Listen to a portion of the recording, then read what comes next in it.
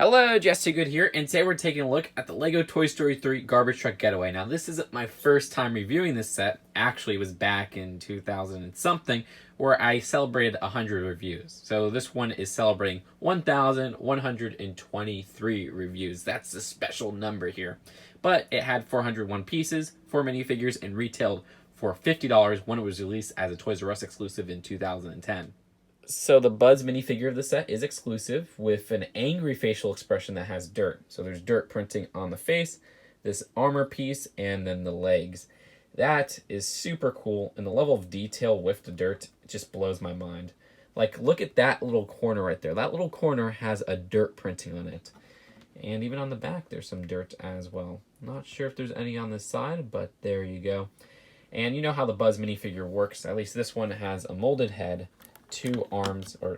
wings that attach at the side there, just clipping into there with a pole connection. There's the visor and the armor piece, and underneath he just has printing on the torso for Star Command. Also some back torso printing as well. For Jessie, she's exclusive as well, with some dirt printing on the torso, the legs, and the face. A very expressive warrior expression there.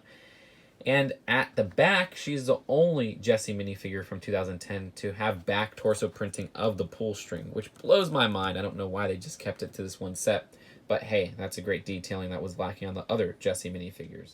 For Lotso, this is the same version from the Trash Compactor Escape with the dirt prints all over. I just like how detailed this figure is. Basically, if you don't know how this works, there's one body piece and then 2 arm pieces that are just connected via Technic pins. That's it. Nothing more, nothing less. And our last minifigure is Twitch. This is an exclusive minifigure to the set with 3 new pieces. We have this wing piece that attaches at the neck, this specific head piece, and then 2 of these little antenna pieces, which are very expensive nowadays. And they never made any of these pieces ever again. They're fantastic pieces. They're similar pieces from like Galaxy Squad and whatnot, but never these specific pieces. And this is a minifigure that means so much to me because this is something that represents my foot in the LEGO community. I use this as my avatar because I discovered the first pictures for this set, and so I kind of grasped onto it. And I made thousands of posts on Eurobricks with this character as my sig fig or my avatar. I've made thousands of videos on this channel, even 1,000 reviews with this character as my avatar. And it's my favorite minifigure of all time because of that. It represents you guys, it represents my dedication to community, it represents my love of LEGO. And yeah, I don't have too much else to say here, but that's why I love this figure so much, and he's exclusive to the set. I'm sorry, I'm over here gushing about Twitch, but if you want to know how those antennas work, they're actually accessory pieces. So you could put any LEGO Friends accessory or whatever in this hole here. And that makes them very easy to lose since they're a pretty loose connection. And once you start moving them around, they'll fall off. And then there you go. You're missing this very small LEGO piece. So the build of this is in what I say Toy Story scale. Basically the sizing of the Pizza Planet Truck Rescue set, where it's a little bit oversized to kind of illustrate that, yes, they are toys, but uses a lot of minifigure-based elements. And it actually has some really cool play features and a really realistic design compared to some other garbage trucks, even from LEGO City. We'll start at the front, more specifically with this dumpster here, which just slides into those 2 arms at the front. And this is a separate build, and it's oversized because, of course, this is where you put Lotso hugging Bear. And that is where the play feature comes into place. With Lotso in the dumpster, move this valve here, the claws of the garbage truck activate, and you can dump him into the dump truck just like that.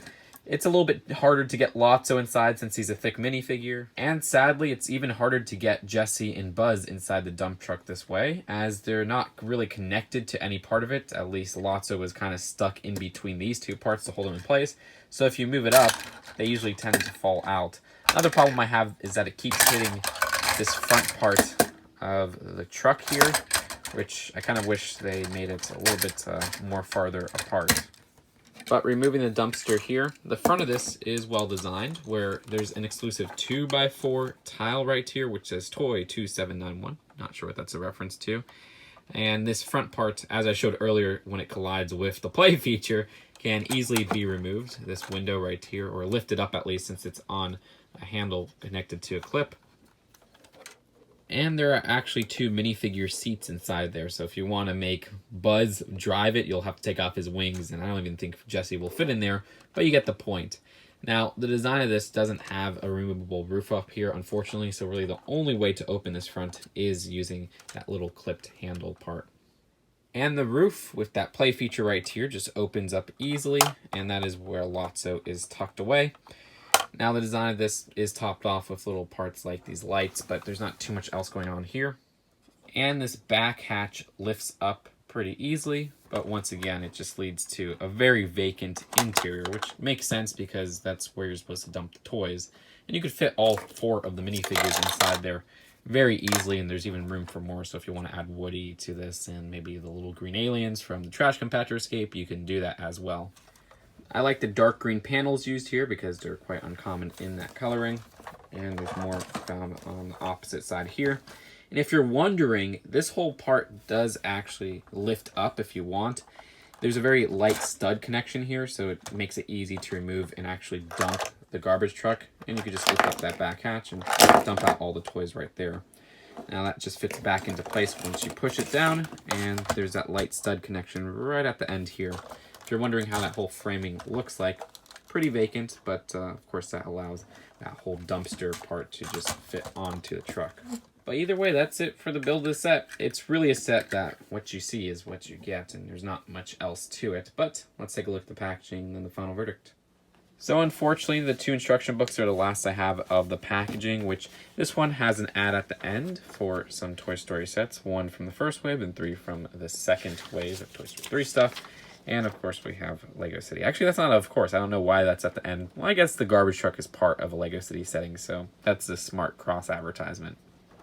So overall, you'll know why I love this set. Twitch is one of the most detailed and my favorite minifigure of all time. And the design of Jessie and Buzz is great as well, as both are exclusive with new expressions.